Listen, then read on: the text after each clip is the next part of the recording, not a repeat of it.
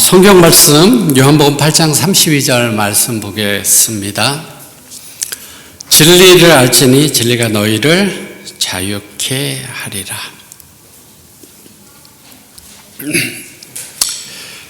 밥 바틀렛이라고 하는 탐험가가 경험한 재미있는 이야기가 있습니다. 그가 외국을 여행하는 중에요, 희귀한 새 몇 마리를 얻었습니다. 그래서 그 사람은 그 새들을 새장에 넣어가지고 배를 타고 본국으로 돌아가게 되었습니다. 망망대해를 항해하는 중에 그 새 중에 한 마리가 유난히도 시끄럽게 굴면서 새장에 갇혀있는 것을 못마땅하게 여겨서 발톱으로 핥히고 머리로 들어받고 막 푸드덕푸드덕거리고 난리를 폈습니다. 제가 옛날에 어머니가 꿩을 키운 적이 있었는데 꿩이 그러는 걸 제가 본 적이 있어요. 이렇게 새장에서 그렇게 막 몸부림을 치다 보니까 결국 새장문이 열리고 새들은 망망대해 한가운데서 도망하는데 성공했습니다. 새들이 다 이제 하늘로 날아갔습니다. 새들은 자유를 얻었습니다. 이제 날아갔습니다. 미친 듯이 그냥 기뻐하며 창공을 날아서 멀리 이제 날아갔습니다. 새장은 텅 비었고요. 몇 시간 후에 이 법 바틀렛이가 자기 눈을 의심했는데요. 몇 시간 후에 그렇게 날아갔던 새들이 다시 배로 돌아와서 날개에 힘이 지쳐가지고 그 가판 위에 뚝 떨어져 있는 것입니다. 새들은 자유를 얻었다고 새장에서 배에서 탈출해서 바닷가 한가운데로 날아 올라갔는데 바다 한가운데에 발붙일 곳이 없는 거예요. 먹을 것도 없고 발붙일 것도 없는 것입니다. 그래서 도망갔다가 죽기 살기로 다시 배로 돌아와서 배에 이제 힘이 다 빠져갖고 쓰러져 있었습니다. 이 법 바틀렛이라는 사람이 새들을 주워 담아서 다시 새장 속에 집어넣었습니다. 더 이상 이 새들에게 새장은 감옥이 아니었습니다. 새장은 안식처였고요. 그 새장은 그 새들이 바다를 건너갈 수 있는 유일한 길이 바로 새장이었습니다. 새장 안에는 굶주린 배를 채울 수 있었고 편안하게 거할 수 있는 곳이 새장 안이었습니다. 새장은 그들에게 구원이었습니다. 제가 왜 이 이야기를 하는지 아시겠죠? 예. 이 이야기를 여러분들이 기억하신다면 오늘 제가 드리는 말씀들을 거의 이제 다 들으신 거나 마찬가지입니다. 하나님을 사랑하라. 그런 다음에 네 마음대로, 네 좋을 대로 자유롭게 하라. 이 말은 어거스틴이라고 하는 사람이 한 말로 알려져 있습니다. 하나님을 사랑하고 하나님을 사랑하는 것, 사랑은 율법의 완성이기 때문에 만일 사랑에 의해 동기가 부여됐다면 하는 일, 네가 마음대로 하는 일은 하나님이 승인하시고 기뻐하시니까 네 마음대로 하라, 자유롭게 하라, 그렇게 이야기를 하는데요. 이 말이 맞는 말일까요? 예수님께서 이렇게 말씀하셨습니다. 예수님께서 가라사대 내 마음을 다하고 목숨을 다하고 뜻을 다하여 너희 하나님을 사랑하라. 이것이 첫째 되는 계명이고 둘째는 내 이웃을 내 몸과 같이 사랑하라. 예수님께서 그렇게 말씀하셨습니다. 하나님을 사랑하라. 그리고 이웃을 사랑하라. 너무나 잘 알려진 말씀이죠. 그런데 이 예수님의 말씀 때문에 많은 그리스도인들이 대체로 어떻게 생각하는가 하면 사랑은 율법과 반대되는 개념으로 믿고 율법을 지키는 것은 나쁜 것, 잘못된 것인 반면에 자유는 좋은 것, 사랑은 좋은 것이라고 그렇게 믿습니다. 그래서 어떤 일이든지 의무감으로 하지 말고 하나님을 사랑하면서 자유롭게 하고 싶은 것을 하라고 그렇게 이야기를 하는 사람들이 있습니다. 좀 제 마음에 무거운 이야기를 좀 하려고 하는데요. 한국에서 들은 이야기예요. 제 막내 동생이 지금 교문이교회, 한국의 교문이교회 담임 목사를 하고 있는데요. 어린 아이였는데 지금 벌써 45살 돼서 이제 목사로서 중견 목사가 돼서 그 사모가 재수 씨가 자기가 경험했던 이야기를 이제 저희 집사람하고 저랑 같이 있는 데서 했습니다. 무슨 이야기를 했는가 하면요. 한국에서 사모들이 스트레스를 교회에서 받으니까 아마 그리고 힘들어하니까 합해서 이 사모들을 좀 도와줘야 되겠다 이렇게 해서 사모들을 불러서 수양회 같은 것을 했는 것 같아요. 수양회, 사모 수양회 뭐 이런 걸 한 것 같습니다. 그리고 거기서 가르치기를 하나님이 다 용서하시고 하나님이 다 아시니까 너무 스트레스 받지 말고 하나님 안에서 자유를 누리십시오 이렇게 가르쳤는가 봐요. 어떤 사모가 젊은 사모가 거기 갔다 와서는 나 이제 마음의 짐을 다 내려놓았다. 하나님이 아시니까 이제 나는 다른 사람 눈치 보지 않고 내 마음대로 한다. 난 자유다. 그렇게 이야기하면서요. 나 방문 가기 싫으면 방문 안 간다. 예. 교회에서 뭐 하자고 이랬을 때 홈레스 물품 정리합시다. 사모가 나 하기 싫은데 안 한다. 예. 봉사하기 싫으면 안 한다. 나 자유다. 하나님이 내 마음을 아신다. 그래서 나는 괜찮다. 이렇게 그렇게 이야기를 하는 거예요.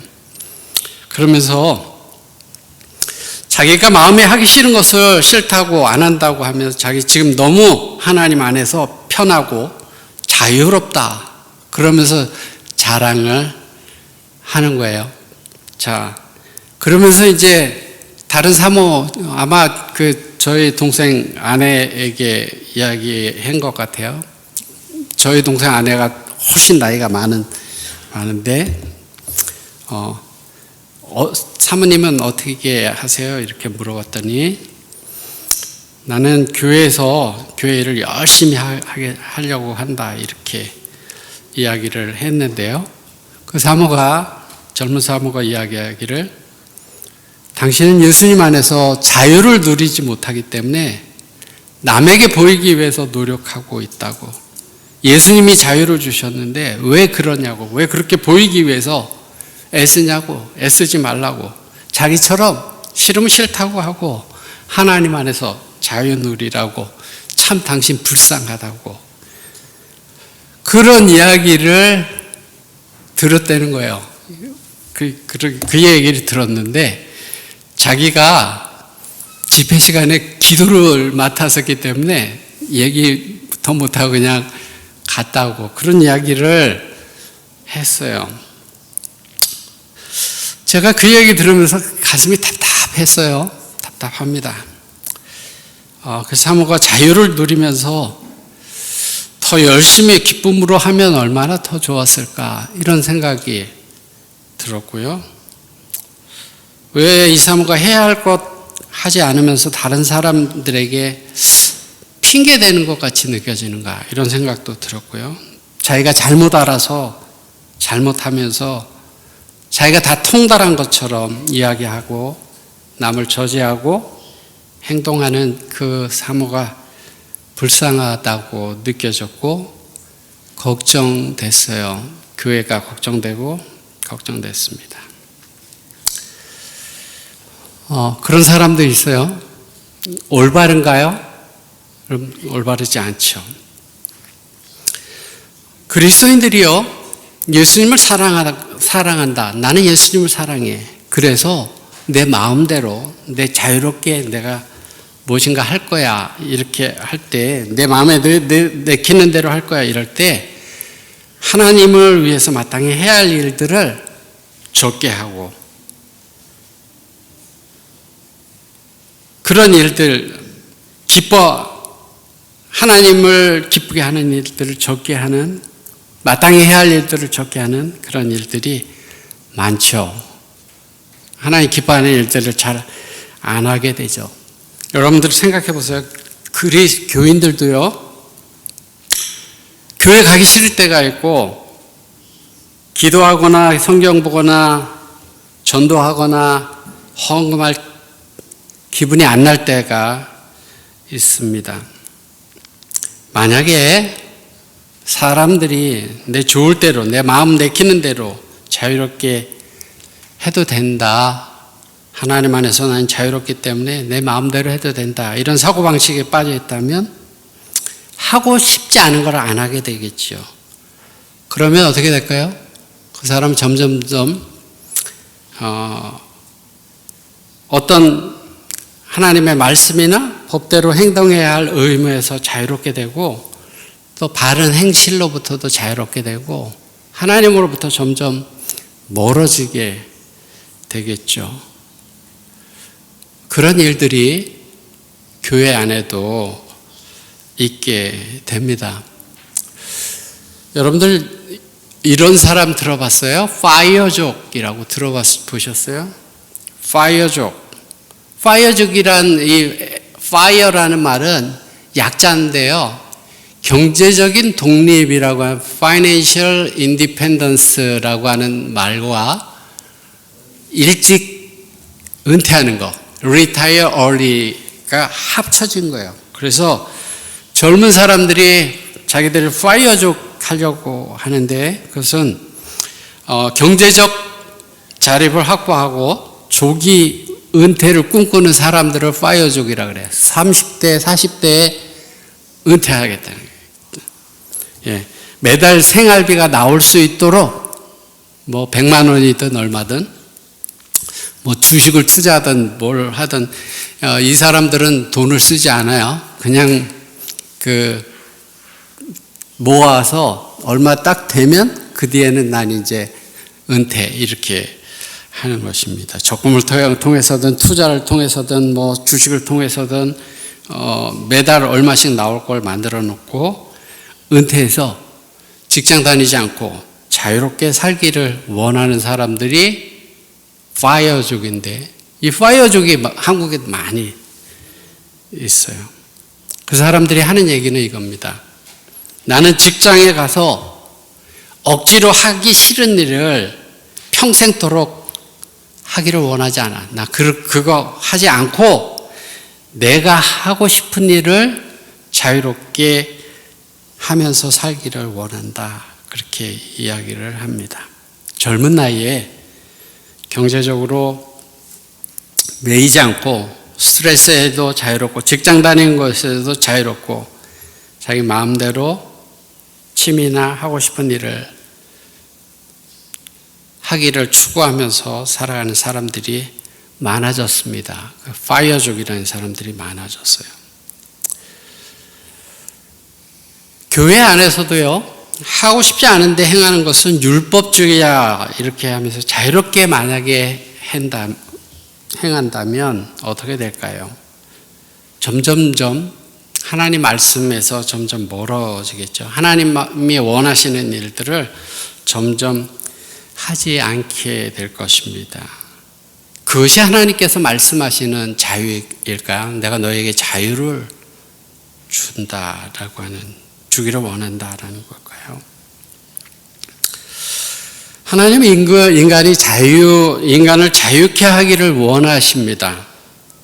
그러면 진정한 자유란 무엇인가? 많은 사람들은 자유라는 것은 자기가 하고 싶은 것을 제한 없이 마음대로 할 수 있는 것을 자유라고 생각하기 쉽습니다. 만일 모든 사람들이 그런 방식으로 자유를 누리려고 한다고 한다면 세상은 혼란에 빠질 겁니다.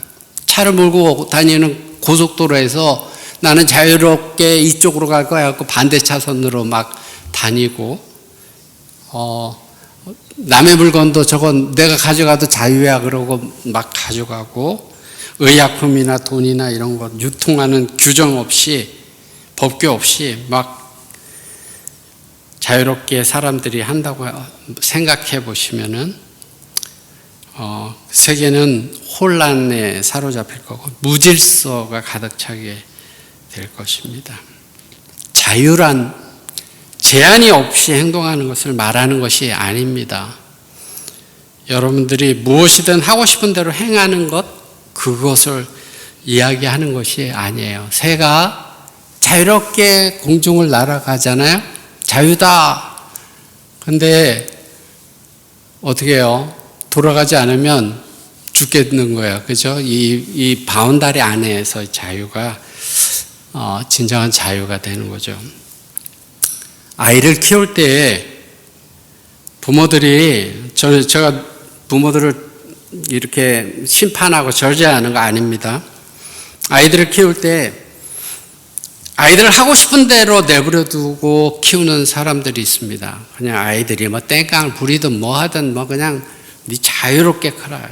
그것이 자유라고 생각합니다. 그래서 아이들을 통제하지 않습니다. 그냥 뭐 남한테 뭐 잘못을 하든 뭐 하든 그냥 내버려 둡니다. 그러면 그 아이는 통제할 수 없는 아이가 됩니다. 자기 마음대로 하다가 안 되면 떼쓰고 난리를 피우고 그렇게 되죠. 그렇게 키우는 사람도 있고요. 어떤 부모는 아이에게 범위를 정해주고 그 안에서 자유롭지만 정한 규정을 마음대로 넘어가면 안 된다고 그렇게 키웁니다. 너 컴퓨터 하지만 1시간만 해야 돼.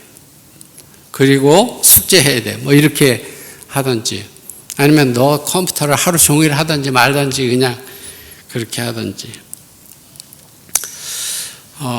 자유라는 것은 어떤 정해진 규범 안에서 자유가 안전합니다. 문제는요, 우리가 알아차리지 못하는 사이에 사랑이 율법보다 우선이라고 생각하면서 행동을 할 때는 감정을 믿음보다 우선시키는 데 있습니다. 감정을 믿음보다 우선시키는 데 있습니다. 그래서 내 감정대로 자유롭게 이렇게 하기 때문에 그래요. 기도의 예를 들어보면요, 예수님께서 겟세마네 동산에서 제자들에게 이렇게 말씀하셨습니다. 시험에 들지 않게 깨어있어 기도하라. 깨어서 기도하라. 그렇지만 마음에는 원이는데 너네 육신이 약하다. 이렇게 말씀하셨는데요. 어떤 사람이 이런 생각을 합니다. 나는 그리스도인이기 때문에 기도해야 되지만 기도하기를 원하지 않으므로 내가 만약 기도를 한다면 율법주의적인 그런 행동이 될 것이기 때문에 기도하지 않겠어. 나는 않겠어. 내 마음대로 그러겠어. 그렇게 한다면 그게 옳은 걸까요? 예수님께서 또 이렇게 말씀하셨습니다. 너희는 마음에 근심하지 말고 두려워하지도 말라. 하나님께 맡기고 하나님께서 평안을 주니까 두려워하지 말라 이렇게 말씀하시는데요. 때로는 우리가 말씀을 알면서 근심과 두려움이 있을 때가 있죠. 마음의 용기를 내고 싶지 않을 때도, 마음의 용기가 일어나지 않을 때도 있습니다. 근데 내가 지금 그러고 싶지 않은데 그렇게 하는 것은 위선이야, 죄를 범하는 것이야 이렇게 생각하고 예수님의 말씀과 다르게 하려고 그래요. 나는 지금 마음에 근심이 있는데 근심하지 말고 두려워하지 말라고 말씀하셨지만 난 근심이 있고 두려움이 있고 난 내 감정대로 그게 내 자유로움이야 이렇게. 내가 만약에 이 자유로움을 억제하고 예수님 말씀대로 하려고 한다면 그것은 내가 율법주의적인 것이야 이렇게 하고 그 반대대로 한다면 그것이 하나님께서 원하시는 일일까요? 자유롭다라고 하는 것과 예수님의 하나님의 말씀과의 사이에는 어떤 대조적인 그런 부분들이 있는 것을 느끼게 됩니다. 사도행전에 이렇게 말씀하는데요. 요한은 순종을 통해서 구원을 획득해야 한다고 가르치지는 않았지만 순종은 사랑과 믿음의 열매라고 가르쳤다. 우리가 그리스도 안에 거한다면, 하나님의 사랑이 마음속에 거한다면 우리의 감정이나 우리의 생각이나 우리의 행동은 하나님의 뜻과 일치할 것이다. 성화된 마음은 하나님의 율법의 교훈과 일치한다. 우리의 마음에 하나님의 사랑이 거한다면, 성화된 마음을 가지고 있다면 우리의 생각이나 우리의 감정이나 우리의 행동이 하나님의 뜻과 일치하는. 만약에 우리의 생각이나 우리의 감정이나 이런 것들이 나 자유롭게 이렇게 하고 싶어 이렇게 하는 것들이 하나님의 뜻과 일치하지 않는다면 하나님의 사랑이 우리 마음속에 없는 거고요. 성화된 마음이 아니고 그것은 잘못된 것이다 라고 하는 사실입니다. 정신과 의사 멜로리라고 하는 박사는 이렇게 이야기를 했습니다. 사랑을 의지적인 태도, 의지의 행위에 의하여 취해진 자세다. 어떤 감정이 아니고 의지적인 거라 이렇게 이야기를 했는데요. 여러분들이 사랑하면 생각나는 성경장이 있을 거예요. 고린도전서 13장에 사랑에 대해서 설명하고 있죠. 사랑은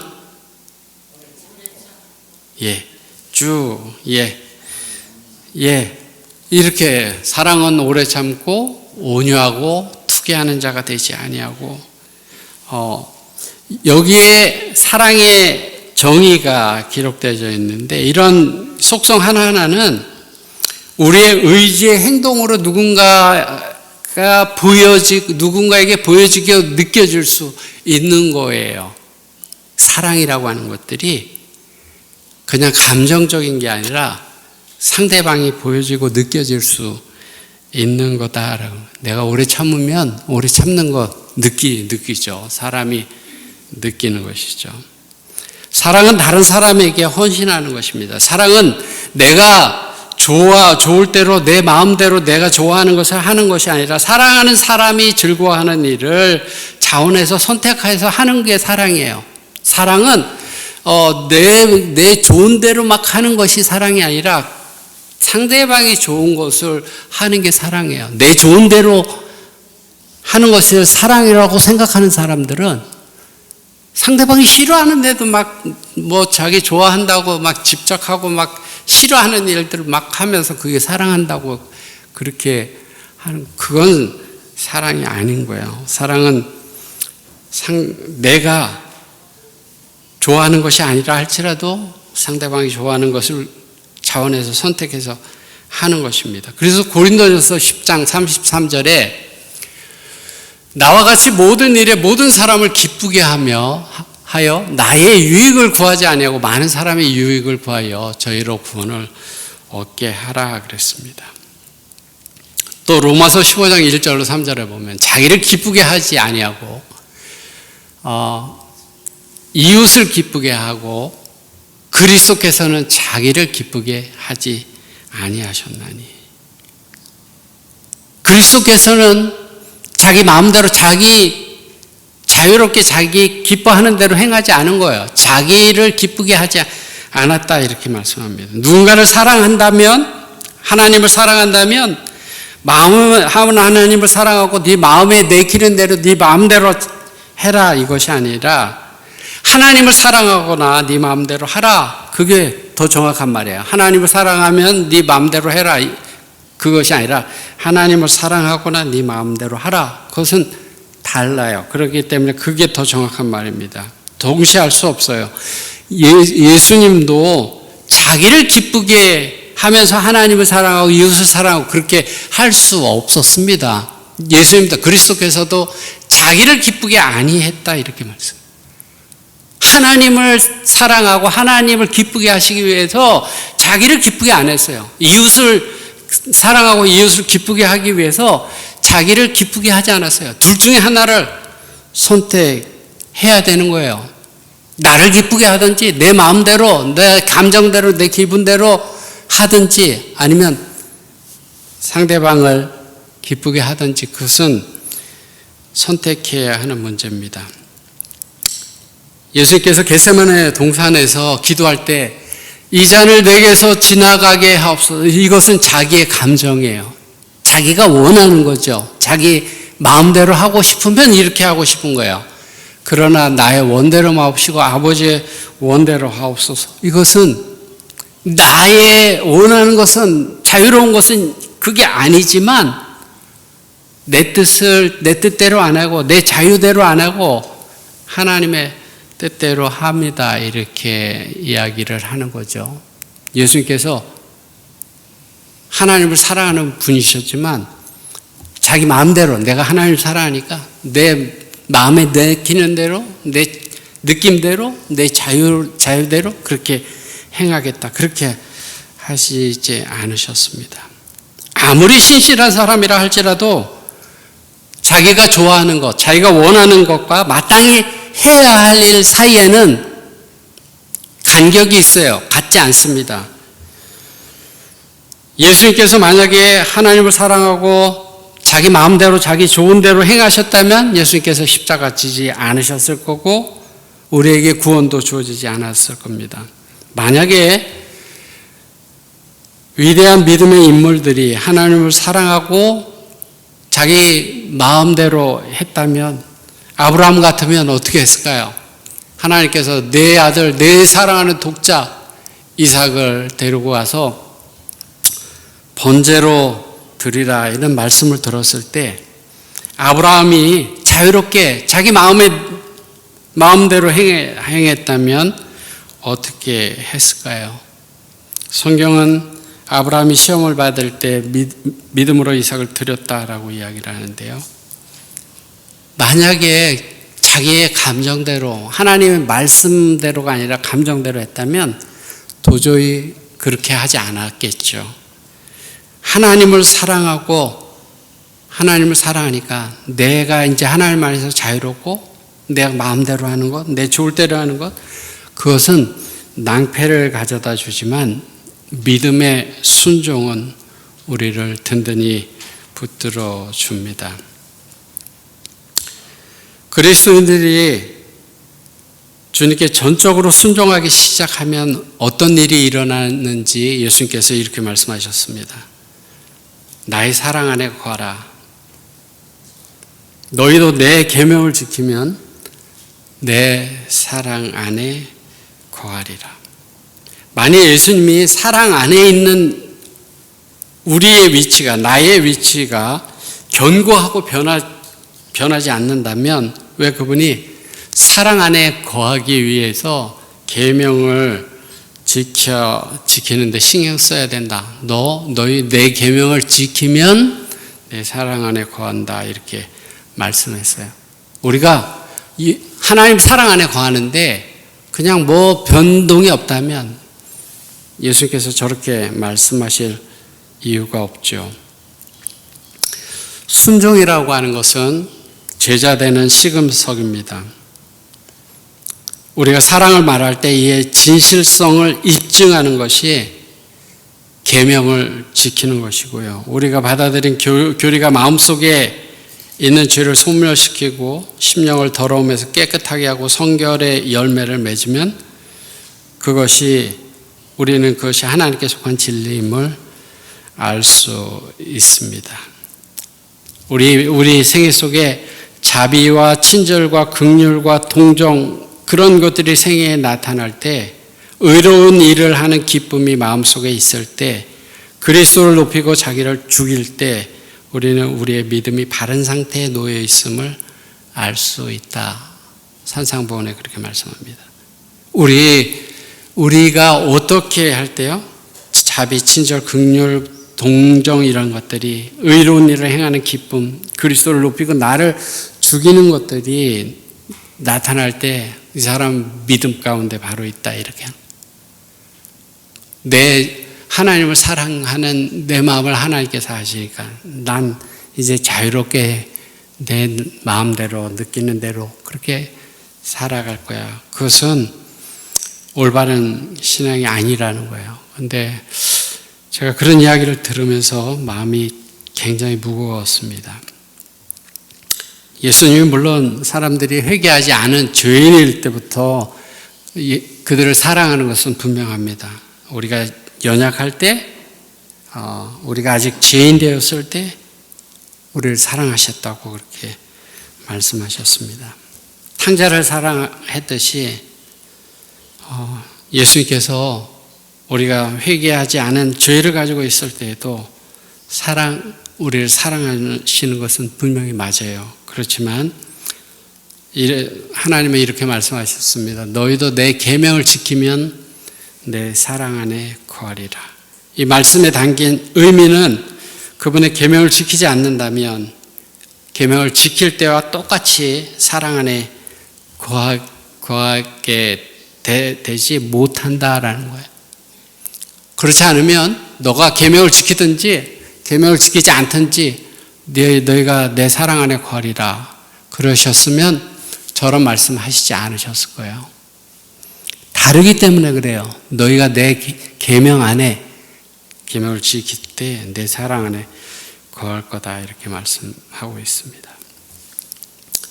부모는 보통 자녀들을 다 사랑합니다. 그들을 똑같이 사랑하지는 않습니다. 여러분들, 부모들은 말로, 마음으로 나는 내 2자녀, 내 5자녀, 내 3자녀 다 똑같이 사랑해. 저희 어머니도 맨날 그렇게 말씀하십니다. 손가락 깨물어서 안 아픈 손가락이 있냐? 다 똑같다. 그렇게 말씀하십니다. 마음으로 그리고 말로도 똑같이 사랑하려고 하는 것, 제가 그런 마음을 가지고 계신 것을 의심하지는 않습니다. 그렇지만 자녀들이 다 달라요. 속삭이는 자녀도 있고 그죠? 아주 효도 잘하는 자녀도 있고 다 다릅니다. 생각이 깊고 사랑이 많고 순종 잘하는 자녀도 있고 다 다릅니다. 부모의 마음속에 조금 더 관심이 가고 그러는 자녀들이 있을 수 있습니다. 있을 수 있습니다. 하나님께서도 사람들을 사랑하시지만요, 죄인도 사랑하시고 다 사랑하시지만 하나님 말씀 안에 살아가는 사람들하고 또 막 죄짓고 막 마음대로 살아가는 사람들하고 다 똑같이 모르겠어요. 하나님 그렇게 하실지 모르겠는데 인간적인 면에서 보면 차이가 있을 것 같아요. 너희가 내 계명 안에 거하면, 계명을 지키면 내 사랑 안에 거하겠다 이렇게 말씀을 했습니다. 유다서를 쓴 유다도요, 순종의 생활을 하던 안 하던 주님께서 똑같이 사랑하신다 이렇게 생각하지 않았습니다. 유다도 마찬가지예요.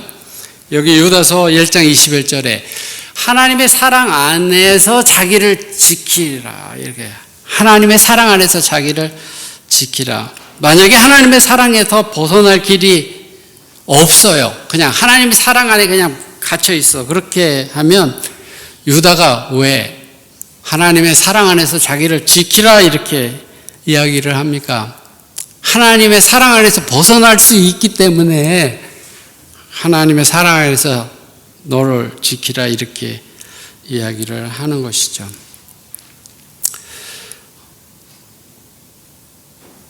예수님께서는 자기가 좋을 대로가 아니라 하나님을 전폭적으로 사랑하기 때문에 내가 하고 싶든 하기 싫든 그분께 순종하기로 작정한 사람들에게 특별한 은총을 약속하십니다. 내가 하기 싫지만, 내 마음에 내키지 않지만 하나님 말씀하셨으니까 난 순종하겠어 이렇게 하는 사람들에게 하나님께서 특별한 은혜를 약속하셨습니다.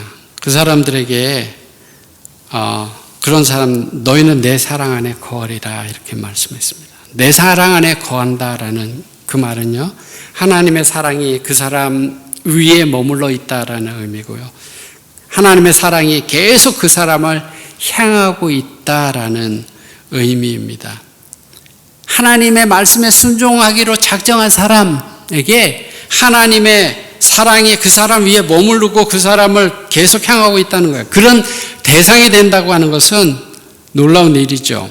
누군가의 사랑과 주의가 나에게 집중될 수 있다. 그것은 큰 특권인데 그게 하나님이 그렇게 하신다라고 하는 것은 얼마나 귀하고 좋은 것입니까? 예수님께서 하나님의 사랑이 거할 때, 내 안에 거할 때,